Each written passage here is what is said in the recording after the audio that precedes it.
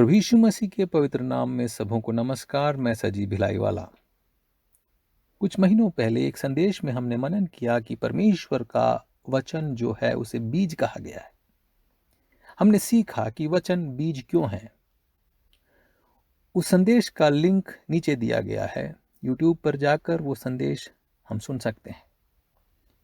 वचन को बीज इसलिए कहा गया है क्योंकि जैसे बीज में जीवन छिपा रहता है वैसे वचन में भी जीवन छिपा है।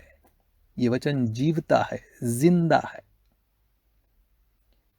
वचन को बीज इसलिए कहा गया है कि जैसे बीज में से एक पेड़ निकलता है, बड़ा होता है और उस जगह की काया पलट हो जाती है जहां वो बढ़ता और उगता है, वैसे ही वचन भी काया पलट कर सकता है उस जगह का, उन जीवनों का जिसमें वो उगता है और बढ़ता है।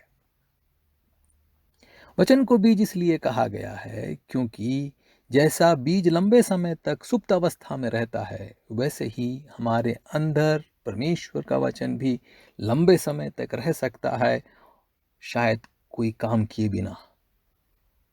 जैसे हमारे मुख्य भोजन पदार्थ बीजों से बने हैं, वैसे ही परमेश्वर के वचन का स्थान भी हमारे जीवन में मुख्य होना चाहिए।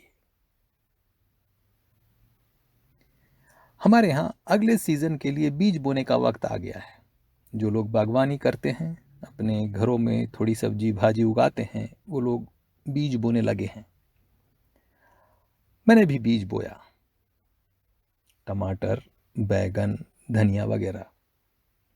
ये बीज अंकुरित होने लगे हैं और जो बीज मैंने बोए उसके साथ कुछ और पौधे भी अंकुरित हो रहे हैं, हरे हरे, दिखने में एक समान।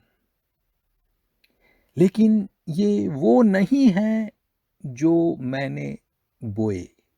मैंने जो बोया उसके साथ में कुछ और उगाए हैं। वो हमारे काम के नहीं है, वो खरपतवार है। ये वो हैं जिन्हें अगर उगने दिया जाए तो फसल का नाश कर देंगे, फायदे से ज्यादा नुकसान करेंगे ये पौधे। कई बार वचन के साथ इस प्रकार की बातें हमारे अंदर आ जाती है। बीज के साथ खरपतवार भी उगते हैं।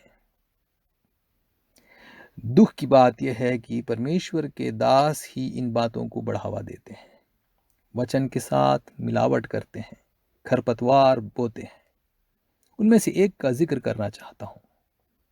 प्रभु यीशु ने सिखाया कि वचन बीज है, वो अंकुरित होता है, बढ़ता है और फल लाता है। लेकिन कई बार हमें सुनने को मिलता है कि जैसे वचन बोते हैं वैसे पैसा भी बो सकते हैं। परमेश्वर के लिए पैसा दो और कई गुना फल लो, वो कई गुना फल लाएगा। आप जो पैसा देते हैं उससे कई ज्यादा आपको मिलेगा। खुदा के पाक कलाम को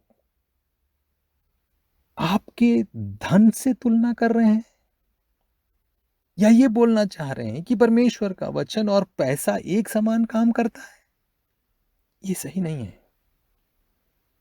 हमें परमेश्वर के राज्य के लिए, गरीबों की सहायता के लिए पैसा देना है, इसलिए नहीं कि हमें और ज्यादा मिलेगा, इसलिए कि हम परमेश्वर से प्यार करते हैं और परमेश्वर का प्रेम हम में बसता है। उस प्रेम को दर्शाने के लिए हम अपने साथी मनुष्यों की सहायता करने के लिए ये पैसा देते हैं। अगर हम इस आशा के साथ दें कि ज्यादा मिलेगा तो एक प्रकार का स्वार्थ है, वो प्रेम नहीं। ऐसे खरपतवार को हमारे अंदर बढ़ने न दें। शुद्ध वचन, पवित्र वचन, खालिस दूध का सेवन करें। संत पौलुस कहता है ना, इफिसियों की पत्री अध्याय 5 आयत 6 में, कोई तुम्हें व्यर्थ बातों से धोखा न दे। परमेश्वर के अनुग्रह में हम बने रहें। आमीन।